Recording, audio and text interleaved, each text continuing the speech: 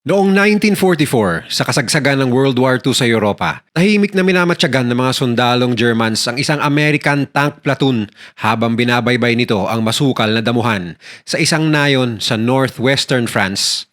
At nang makarating na sa tamang distansya ang mga kano, walang sinayang na sandali ang mga Aliman at gamit ang kanilang mga armored vehicles at pambatong Panther battle tank, agad nilang sinugod ang walang kaalam-alam ng mga Amerikano at pinaulanan ng pampasabog sa pag-aakalang mabilis nila itong maubos at matalo. Ngunit lingid sa kanilang kaalaman, ang mga kano ay pinamumunuan ng isang mabagsik, matapang at madiskarteng tank commander at ang mga sumunod na pangyayari ay naging isa sa pinakamaaksyong tank battle sa kabuuan ng World War II, kung saan nabuo ang alamat ni Sergeant Lafayette G. Poole bilang War Daddy at isa sa pinakamalupit na Amerikanong tank commanders sa kasaysayan ng US military. Mr.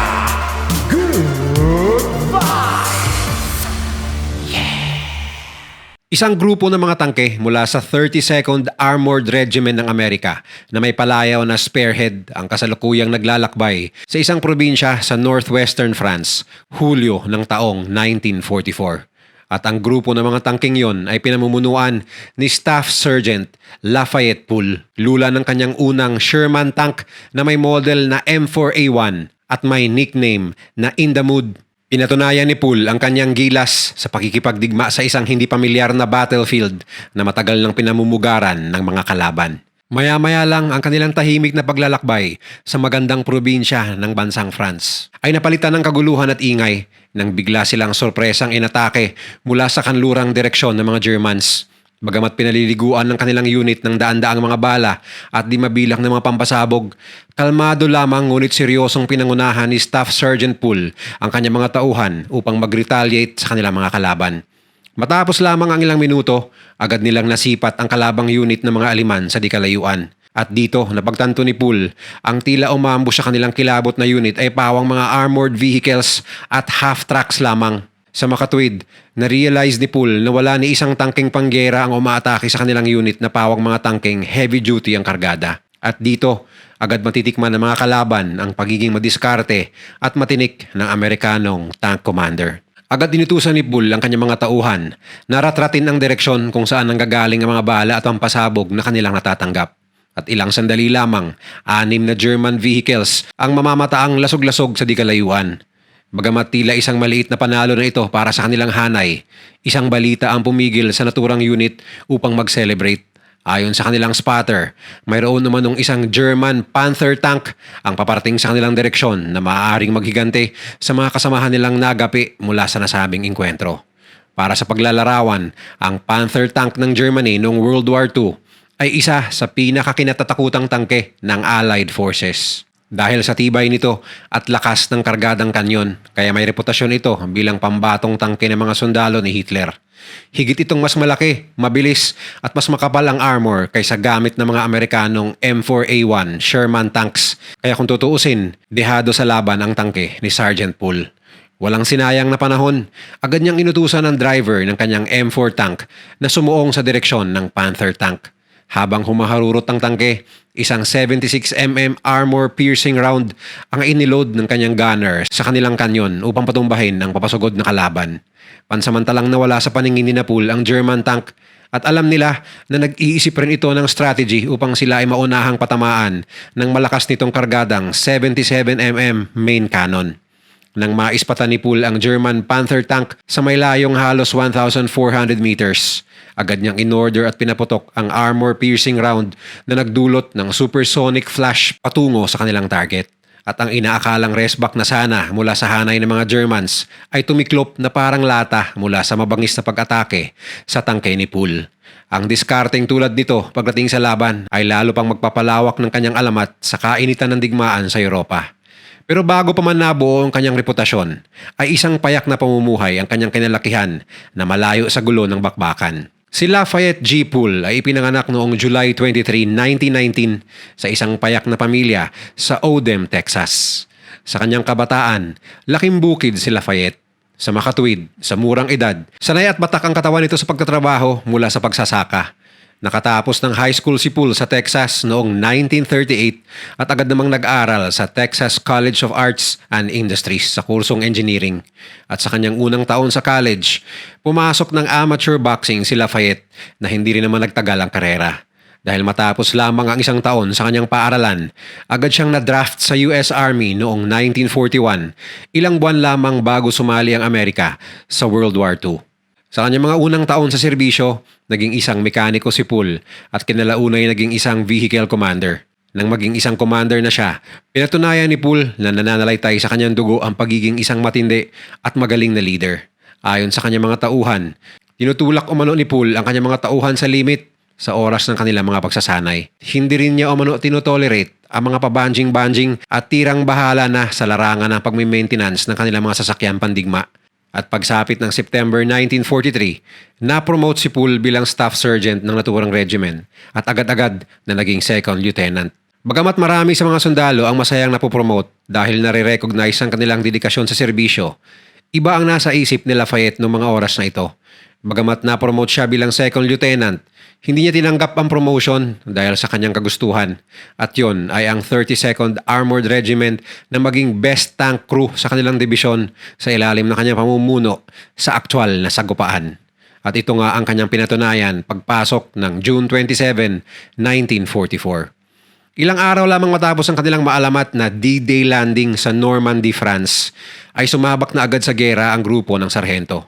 June 29, 1944, naranasan ni Poole ang kanyang unang near-death experience sa gitna ng bakbakan malapit sa syudad ng Villers-Fossard sa bansang France. Habang sakay ng kanyang tangke na may palayaw na in the mood na hango sa isang sikat na kanta sa isang village na naturang lugar, inambush sila ng isang grupo ng German Army. At sa gitna ng palitan ng putukan, isang sundalong Aleman na may bitbit na Panzerfaust, isang uri ng handheld anti-tank weapon na kayang paputukin ng isang tao. At sa kasong ito, nakatago ang sundalong German sa loob ng isang gumuhong gusali. Dahil nasa unahan ng tangke ng magiting na sarhento, agad itong tinamaan ng nasabing sandata at mabilis na nag-apoy.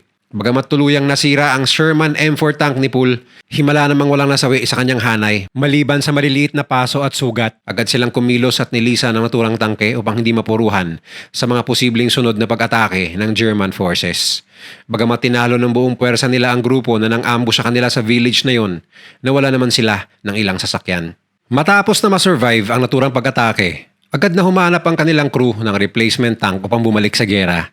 Isang bagong model ng M4 tank na mayroon ding 76mm cannon ang napili ni Poole bilang kanyang bagong sasakyan pandigma. At tulad nung una, pinangalanan pa rin niya itong In the Mood. At gaya ng dati, ito ang bagong sandigan ni Poole sa mga sumunod nilang serye ng pag-atake. Sa katunayan, mas malayo ang range ng naturang tangke kaysa nauna nilang sasakyan na may layong 1,830 meters gamit ang high explosive rounds na kayang sumira ng mga German armored vehicles. Pagpatak ng August 7, 1944 sa tinaguriang Battle of the Falaise Gap sa loob pa rin ng France, mamamataang pinangunahan ni Poole ang US Army kasama ang British forces sa pagsakal sa German troops na binabalak na tumakas mula sa digmaan. Dahil desperado na ang mga German sa puntong ito sa unti-unting pagkakaubos ng kanilang puwersa sa France, isang umaatikabong labanan ang naganap. Bagamat tila lamang sa bilang ang hanay ni Poole, isang kamalasan ang tumambad sa kanila at kamuntikan pang maisaalang-alang ang kanilang mga buhay. Habang nasa opensiba, isang grupo ng American Lockheed P-38 fighter planes ang nagpaulan ng bala sa kanila sa pag-aakalang parte ang unit ni Poole ng kalabang German forces. Dahil dito, ang ikalawang in the mood na tangke ay malubhang napinsala at nasugatan ang kanyang gunner at loader. Dahilan upang abandonahin ng unit ni Poole ang kanilang sasakyan at humanap na naman ng replacement sa nasira nilang tangke. Walang sinayang na panahon, isang tangke uli na may 76mm cannon ang napili ni Poole bilang kanyang bagong sandigan sa bakbakang pataas ng pataas ang tensyon. Tulad ng naunang dalawa, pinangalanan niya ang pangatlong tangke na In the Mood at agad na sumalang sa pusod ng gera.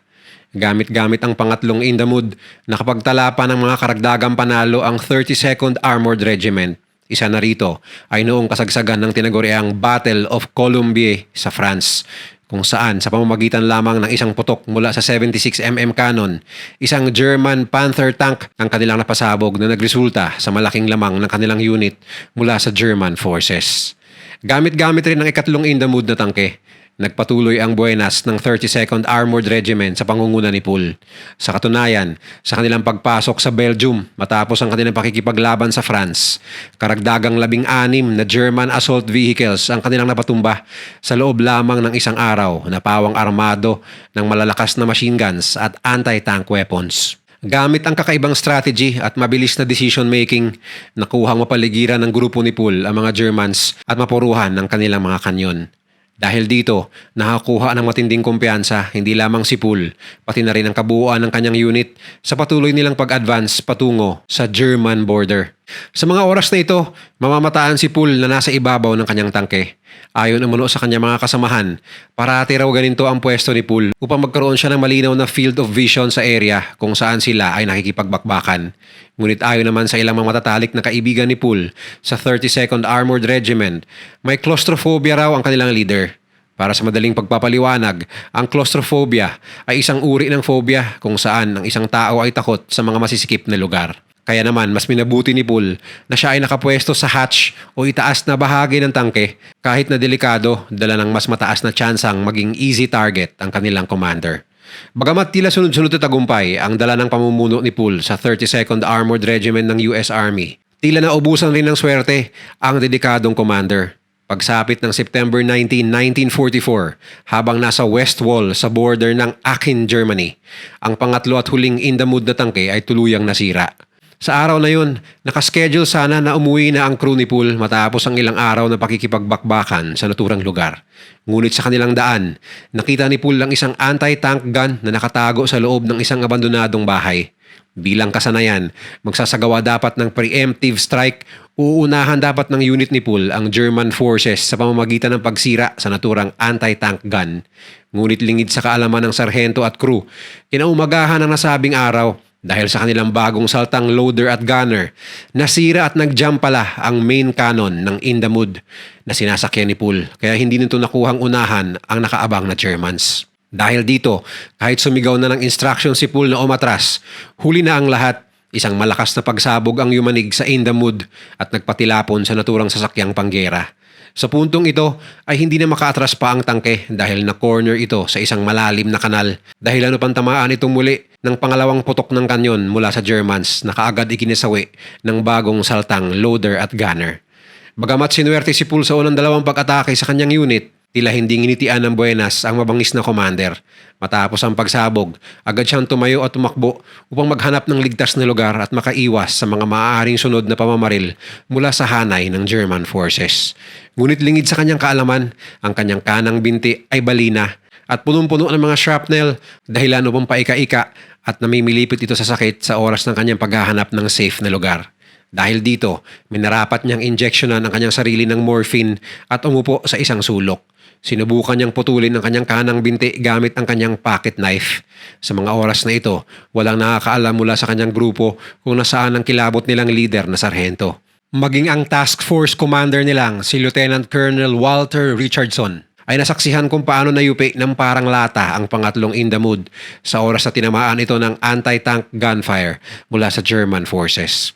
Matapos ang ilang sandaling paghahanap, namataan ni Lieutenant Colonel Walter Richardson si Poole at agad na pinuntahan upang bigyan ng paunang lunas. Tinarakan muli si Poole ng ikalawang dose ng morphine habang hinihintay na dumating ang mga combat medics. Sa pagdating ng rescue, isang shot muli ang binigay kay Poole habang ginagamot ang kanyang kanang binti. At sa puntong ito, natapos ang kanyang serbisyo sa US Army.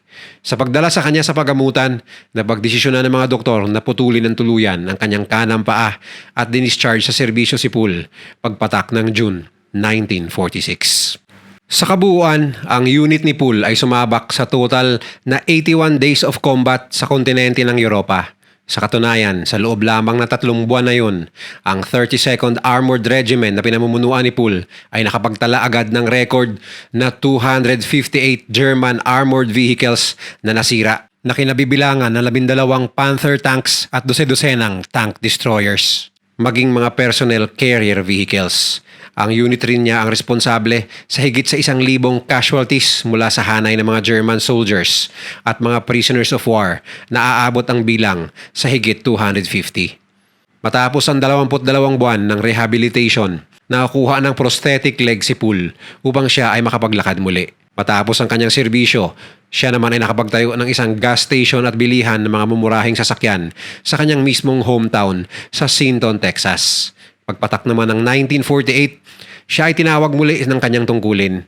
Ngunit ang kaibahan sa mga oras na ito, hindi nasasabak muli sa pusod ng gera at bakbakan ang dating magiting na Ace Tank Commander ng US Army, kundi ang dating kilabot na si Staff Sergeant Lafayette G. Poole ay nagsilbi na lang bilang Automotive Mechanics Instructor sa US Army. Si Poole ay tuluyan na nag-retire sa US Army noong September 19, 1960 na may ranggong Chief Warrant Officer 2 sa Fort Sam, Houston, Texas. Matapos ang kanyang retirement, naging isa rin siyang professor sa isang business college at naging isang tagapamahagi pa ng mabuting balita bilang isang preacher, kapalit lamang ang salary na $25 a week. Sa makatuwid, bagamat bakas at literal ang mga trauma at sugat na natamo ni Poole mula sa pakikipagbakbakan sa World War II, ginawa niya pa rin makabuluhan at may saysay ang kanyang buhay matapos ang kanyang serbisyo sa kanyang bansa hanggang sa huli niyang hininga. May 30, 1991, namayapa si Poole sa edad na 71 years old. Binawian ng buhay ang dating magiting na leader ng US Army sa kanyang pagtulog. Siya ay inihimlay sa Fort Sam Houston National Cemetery sa Texas. Naulila ni Poole ang kanyang asawa na si Evelyn, 4 na lalaking anak at 4 na mga babaeng anak. Ang kanyang lalaking anak na si Jerry Lynn Poole Sr. ay nagpatuloy ng kanyang legasiya at sumali rin sa sandatahang lakas ng US at nakibaka sa Vietnam War noong 1970s. Noong 2014, pinalabas sa mga sinihan ng isang pelikulang pinagbidahan ni Brad Pitt na pinamagatang Fury na ayon sa direktor ay ginawa niyang inspirasyon ang buhay at tapang ni Lafayette G. Poole sa karakter ni Brad bilang isang maangas at walang takot na tank commander laban sa German Army noong World War II. Kung nagustuhan mo ang video na to, share mo naman sa iba at mag-subscribe ka na rin.